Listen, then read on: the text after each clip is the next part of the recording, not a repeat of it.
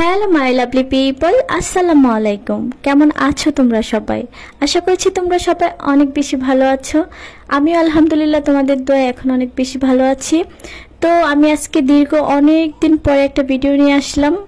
Actually কিছু personal প্রবলেমের জন্য আমি রেগুলার ভিডিও দিতে পারিনি, তবে আমি তোমাদের সবাইকে অনেক বেশি মিস করছি।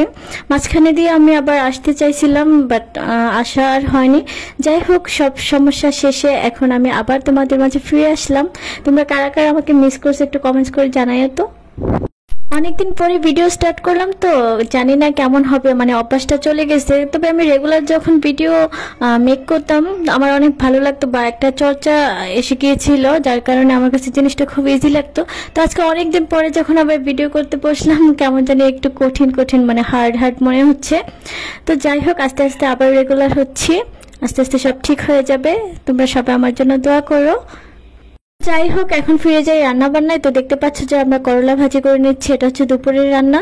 আর করলা ভাজি তো আমার অনেক প্রিয়, এটা তোমরা আগে থেকে জানো। আর সাথে তো আছে আলু, আর আলু তো সবারই প্রিয়, আমারও প্রিয়। তো যাই হোক, এখন আমি ভাজিটা করে নিচ্ছি।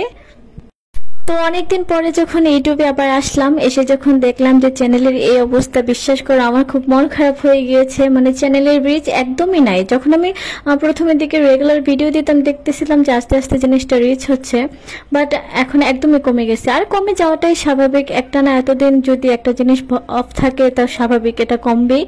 তো যাই হোক, মেনে নেওয়া ছাড়া তো আর কোনো উপায় নাই।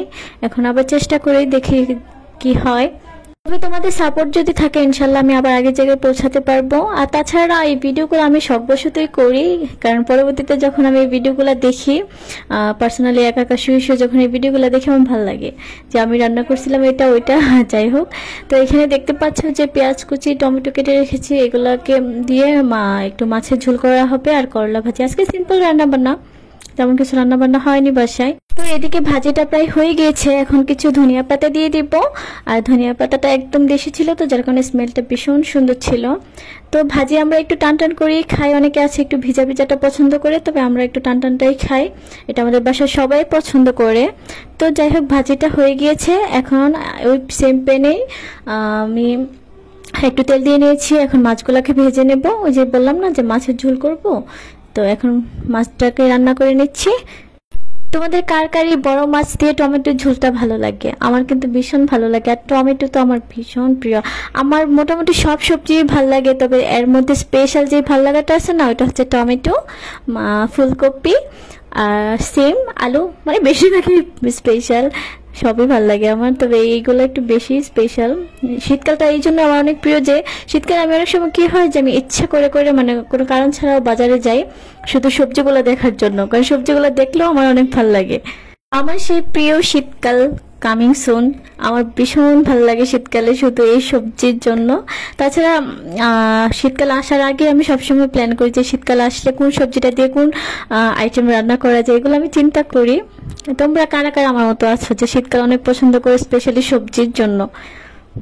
শীতকালে কিন্তু গ্রামে বেশি মজা লাগে, কেননা গ্রামে তো বিভিন্ন জায়গায় এসব চাষবাস করা হয়, এগুলা যখন খেতে দেখা হয় তখন কিন্তু আরো বেশি সুন্দর লাগে।